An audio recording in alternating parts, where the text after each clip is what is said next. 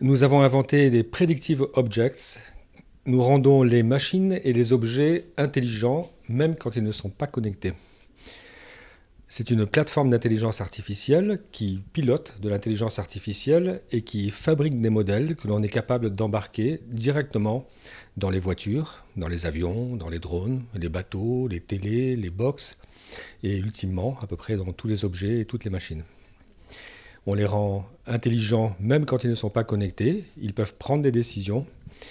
Par exemple, une voiture peut prédire sa panne pendant que vous conduisez sans avoir besoin d'être connecté. Elle peut vous annoncer que vous allez avoir dans 8 jours une panne de batterie.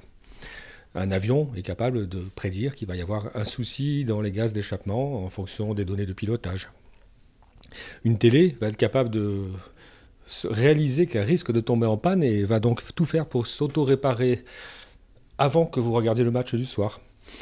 Et dans une box, pareil, la box est capable de prédire une défaillance et se réparer la nuit pendant que vous dormez pour que vous ne voyiez plus jamais de panne.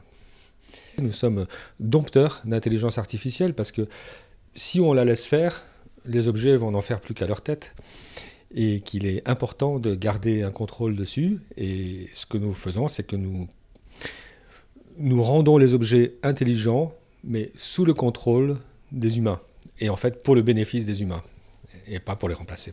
Alors aujourd'hui, on est en train de vivre un grand boom qui est dû au fait qu'il y a un énorme essor de l'intelligence artificielle, une prise de conscience du potentiel de l'intelligence artificielle. Pour notre part, j'ai créé l'entreprise en 2011, donc on a 6 ans d'existence.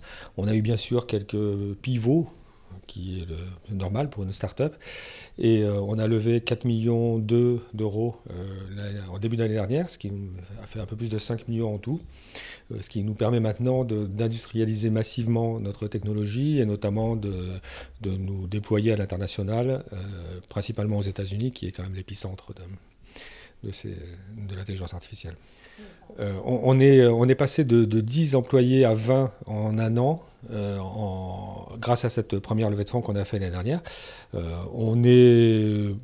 Il est très probable qu'on fasse prochainement une autre levée de fonds qui devrait permettre également de multiplier le nombre de personnes. Je ne saurais pas dire exactement combien de personnes, mais en tout cas passer à 30, 40, ça me semble très possible assez rapidement. Ce qui est intéressant dans le fait de se développer à l'international, c'est maintenant, ça n'a pas toujours été le cas, mais aujourd'hui c'est comme ça. Aux États-Unis, ils ont enfin compris que ça avait beaucoup de sens de conserver la R&D et les ressources techniques en France. Donc du coup, même si on veut se déployer aux États-Unis, évidemment, il faut avoir une entreprise là-bas. Mais par contre, on peut conserver les équipes techniques et qui sont chez nous, en tout cas, plus des 2 tiers des effectifs. On les conserve en France et donc on va les garder en France. Les Américains trouvent ça très bien, ça coûte moins cher, ils sont plus stables, ils partent pas aussi facilement que quand ils ont Facebook qui les sollicite ou Google juste à côté.